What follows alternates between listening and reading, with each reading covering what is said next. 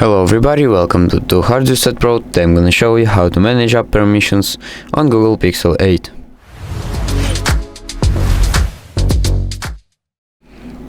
So basically, to manage app permissions, go to your settings, apps, see all apps, and choose the app you want to adjust permissions of. So for example, Ampere, permissions, not allowed notifications, and to allow it, all Ampere notifications. And as you can see now, it's allowed. And let's check on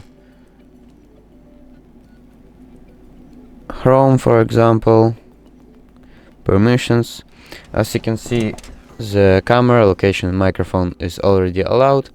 Music and audio is not allowed, and to allow it, just click on allow, and basically that's it. And to disallow it, for example camera, you can choose either ask every time or don't allow.